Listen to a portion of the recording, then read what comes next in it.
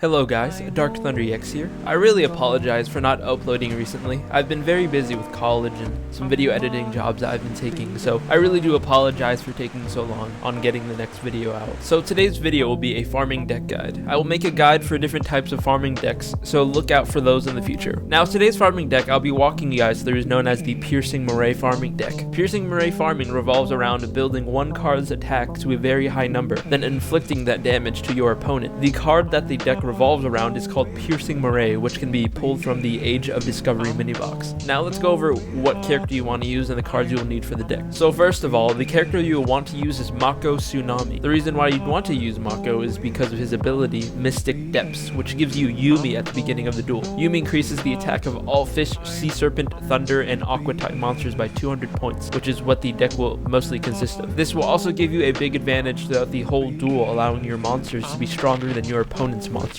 as long as Yumi isn't destroyed, of course. And this is why Mako Tsunami is the character you'd want to use. Now let's talk about the cards you'd want to put into the deck and why. Let's first start off with the main card needed for this deck, which is Piercing Moray. Piercing Moray's effect is once per turn you contribute one fish, sea serpent, or aqua type monster, and this card gains 600 attack. If this card attacks a defense position monster, inflicts piercing battle damage to your opponent. Piercing battle damage means when you attack a defense position monster, inflict the difference between the attacking monster's attack and the defense position monster's defense. Those two effects are what makes this card so good, so I highly recommend running 2 Piercing Morays. Unfortunately, I only own 1 Piercing Moray, so I must work with what I have. Now when it comes to the other monsters, you generally want to put in strong level 3 to 4 water monsters like Kaiser Seahorse, High Tide Gyojin, and Needle Sunfish, but there's one card that you will need for this deck, that card being Unshaven Angler. This isn't even a recommendation, you must run 3 Unshaven Anglers, and I will explain why you'd want to run it later when I go over how to use the deck.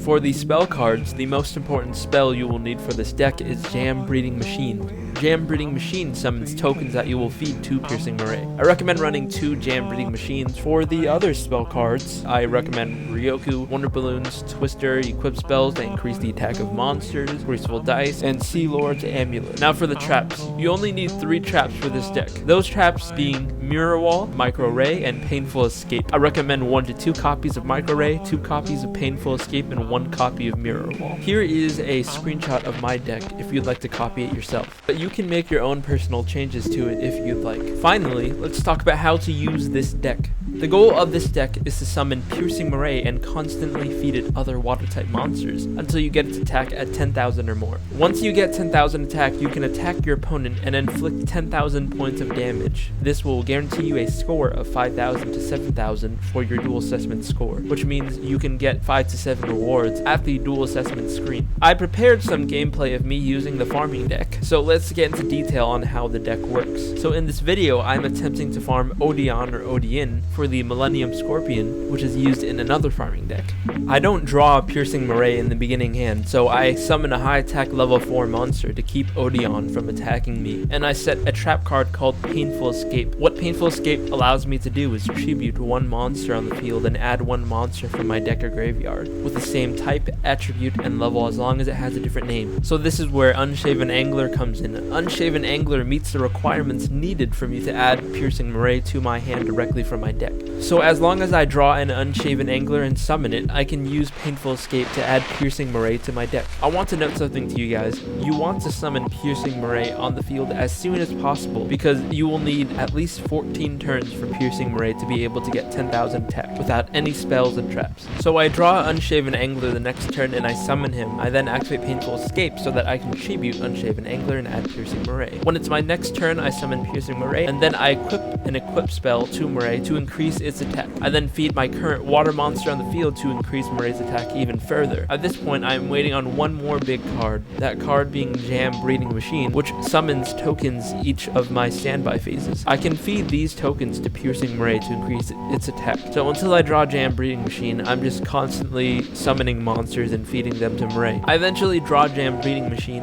and play it right away, so now I have a constant source of monsters for Moray. So from here, I just want to keep on feeding Moray until my opponent runs out of cards. As turns pass, I use Mirror Wall to lower my life points, and the reason why I'd want to lower my life points is because you'd want to get the comeback victory points in the duel assessment. So as long as my life points are lower than my opponent's, I'm fine. I'm now just waiting for the card Micro Ray so that I can decrease one of my opponent's monsters' defense to 0. I draw Micro Ray near the end of the duel, and now I'm just waiting for my opponent to run out of cards to draw. I set Micro Ray the turn before my opponent draws his last card, and I just wait till my next turn. When it's my last turn, it's now time to attack my opponent's monster. So I attack my opponent's face down monster with Piercing Moray. When it flips over, I use Micro Ray to decrease its defense to 0, which allows me to deal over 10,000 points of piercing damage to Odeon's life points. So when we look at the duel assessment, I get 2,500 points for a comeback victory, 500 points for having a low number of cards in my deck, 200 for playing a glossy card, 3,000 points for dealing over 9,999 damage, 100 for a spell, 100 for a trap, and finally 100 for a special summon. All of this summing up to a whopping score of 6,500, so I am rewarded with 6 items. If I wanted to receive a higher score, I could lower my life points more, decrease my deck so that I'll have 0 cards at the end of the duel, use a prismatic card, and perform other types of summon. But I'm fairly happy with averaging a score of 6,000 per duel, and that is how you farm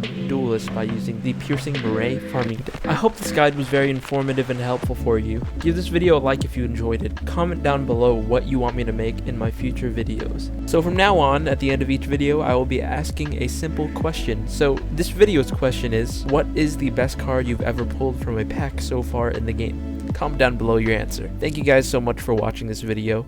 Dark Thunder EX, signing out.